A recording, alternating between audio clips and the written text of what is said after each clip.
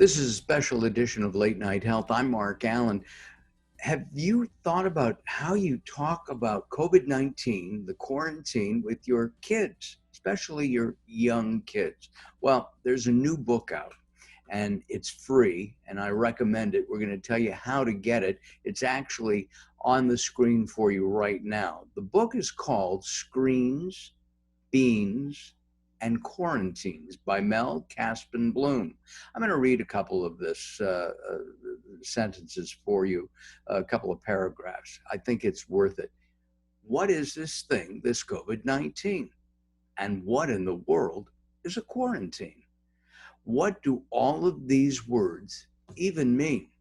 And why do we have so many canned beans? That was last week here.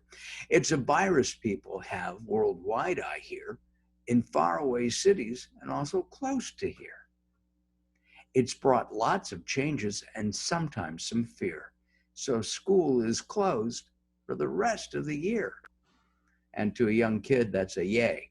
Our guest is the author of this book. Her name is Mel Kaspin Blume. Mel, welcome to Late Night Health. Thank you. You're welcome. Why'd you write the book? I wrote the book because I have two young kids. I have a 6-year-old daughter and a 3-year-old son. And it was just a massive change that occurred kind of overnight.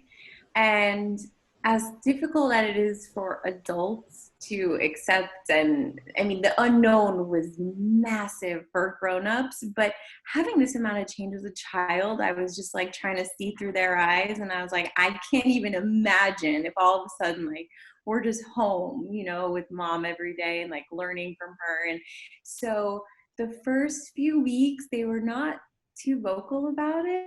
Like, we tried to be excited, like we have spring break together early, and it was just really exciting. But then the reality started to hit in, you know, like, why is everyone wearing masks? Why aren't we leaving the house? Why is everyone wearing gloves? Like, why are groceries taking you an hour to wipe down? You know, so all these questions started happening. And then my 3-year-old asked, are we just going to get the virus when we walk outside? And then I was like, okay, come in, let's get all of our questions out. And then I realized there must be so many more kids like this, right? Who, like, their questions are bubbling up inside, but they don't know if they're important or they should ask them, or, you know. So I wanted to create a story that could just open up the conversation. I've got news for you. Not only do little kids have those questions, I have those same questions too.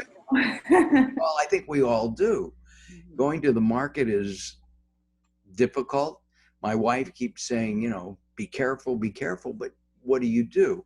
I'm just outside of LA. I'm in Thousand Oaks, and we can't get food deliveries out here. Okay, so I have to actually go into the market. Besides which, I like to see what I'm buying.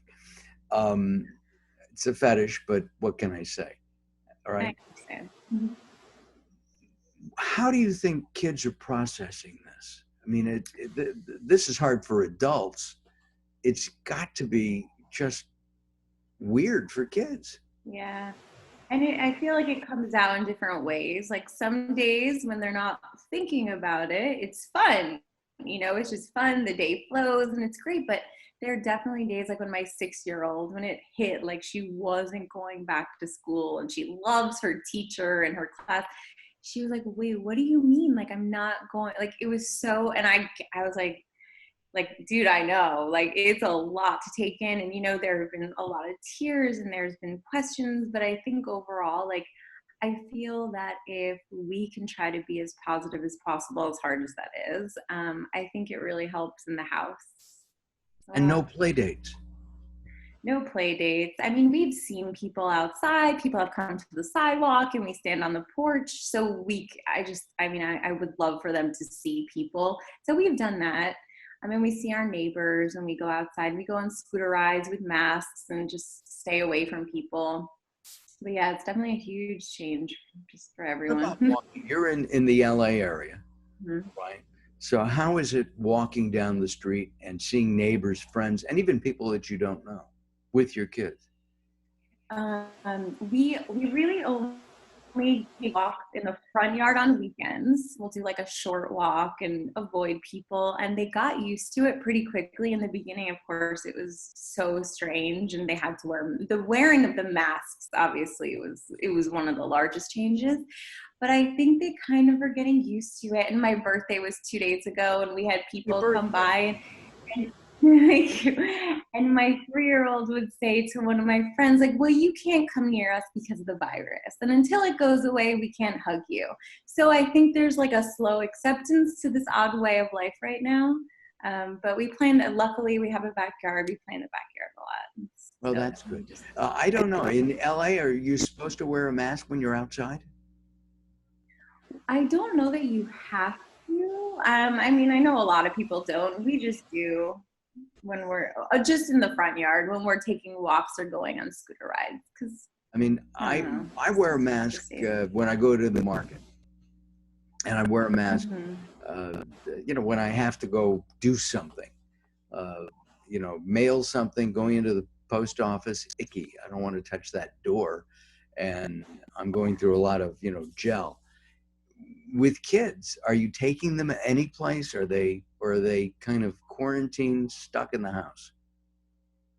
Yeah, I mean, we'll go on drives on the weekends and see the beach and do stuff like that. But no, they're pretty much just quarantined right now. What about family, other family members? How are they reacting to this? Everyone is trying to stay positive. My family and my husband's mom are both on the East Coast, so we're not seeing them this year, most likely. But I feel like we're Zooming a lot, we're FaceTiming a lot, and having that connection. It's kind of more than we used to have, which is funny. But we have a weekly family call every Sunday, and we have a weekly family call with Zach's, my husband's family, every Saturday, and I'm just talking to my sisters more. Like it's kind of interesting how that connection happens. Would you talk to my sisters more for me? Sure. Okay. They one of them in particular lives not far from you. Um, the the book itself is really, as I read, is really quite charming, and the artwork is as well. Uh, That is, I created off a graphic design website called Canva. So thank you.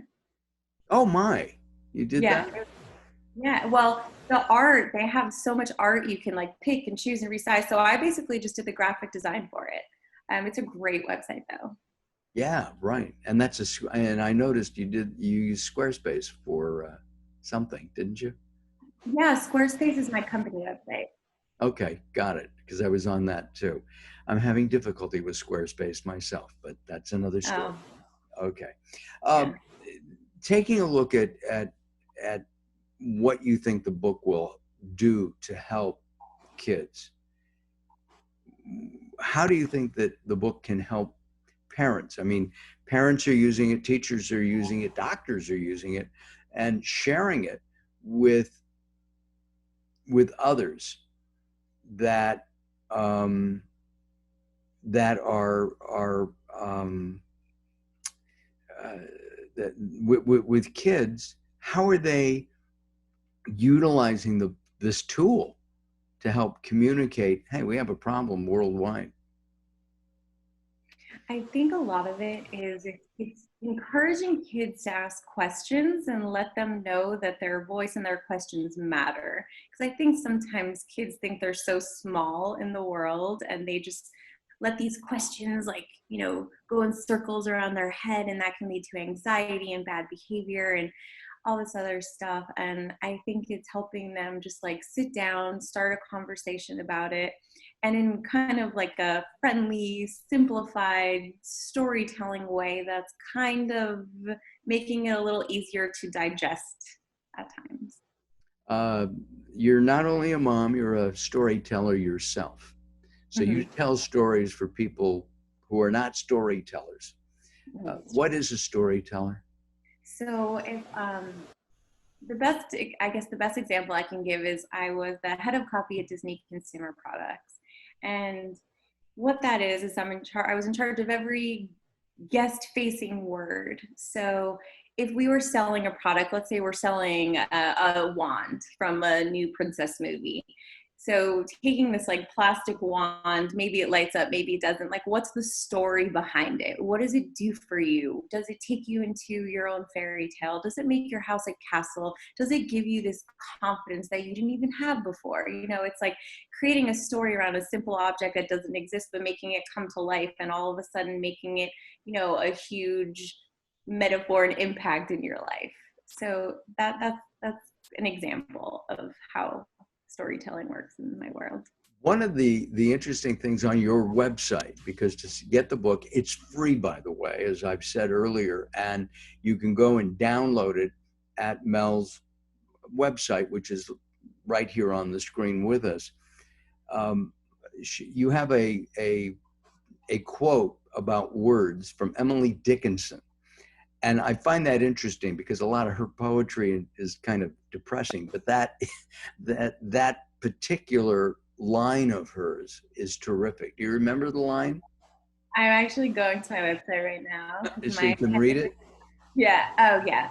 I Okay. know. Yeah. It's my favorite. I know nothing in the world that has as much power as a word. And I don't know if you knew this or not, but I am a psychic. Okay. I Did did you not know know that? that. So I I'm did going to not. tell you about Zach, your husband, Zach, right? Okay. Yeah, it is. He's a financial planner. He sells insurance. Am I right? He's my insurance agent. No, I'm Are you serious. serious? Yeah. Oh my God. That is crazy. Yeah. Oh my God. That is the smallest world. We didn't know that until she said Zach and her Bloom. It's very funny. We didn't know that at all. It just, That is crazy. Oh my goodness. That is a small world. it is a Wow. very small world. Um, Yes. I've been trying to get your husband to be on this show and talk about insurance companies, and he doesn't want to do it. He's a chicken. He's afraid he'll get fired, and they won't let him. But One day. okay, I'll talk. yeah, Yeah. you talk to him for me, won't you? And Yeah. tell him he owes me another Yeah. pastrami sandwich. I have paid my premiums. Oh my God. That's Is that so hysterical? funny. Yes. Uh, That's so very, funny. very funny, very small world. Right. Mel, in closing, anything else that you want to talk about? I mean, COVID-19 as an adult, and as it affects kids. Yeah. I guess I would just leave it with to any like parents listening, and I'm sure everyone's felt this on their own, but just in case, like just showing them as much love and hugs as possible, because they're not getting the high fives and the, you know, the hugs from their friends and the playing with their hair from the friends. Like, they're not getting that right now. So I try extra hard to just like hug them all the time, you know, play with their hair and do like different things just to show them like they're so loved, and I don't want them to miss the sense of touch. So yeah, I would just. And that's really important. That's what I'm missing in meeting people. You know, that tactile feeling.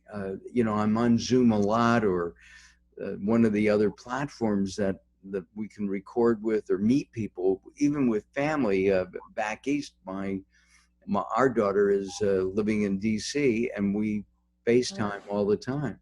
Have I got a match for your son? And it's just, it is so strange. I have a friend, he's an artist, and we would have lunch every couple of weeks, and we haven't seen each other now in over 3 months, and that's just so unusual. And he's technically challenged for whatever reason, and can't zoom. So he is, in fact, he hasn't seen his great granddaughter. It's terrible, you know. You can't COVID-19 has many ramifications. It really does. Mel, thank you very much for joining us. Apparently, we're family. The name of the book is Screens, Beans, and Quarantines by Mel Kaspin Blume. And you should do an audio version of the book. I volunteer to produce it. So if you want that, let me know. I'm Mark Alyn here at Late Night Health. Thanks for joining us. Share the book, folks. It's really good. It'll help you with your family, with your kids, with your grandkids. And it's free. So thank you, Mel. Thank you. Thank you so much. Bye-bye. I'm Mark Alyn for Late Night Health. Hold on, Mel. We have lots to talk about. Hold on. I'm going to have to do this again. This is Late Night Health. We'll be back very soon. Bye-bye for now.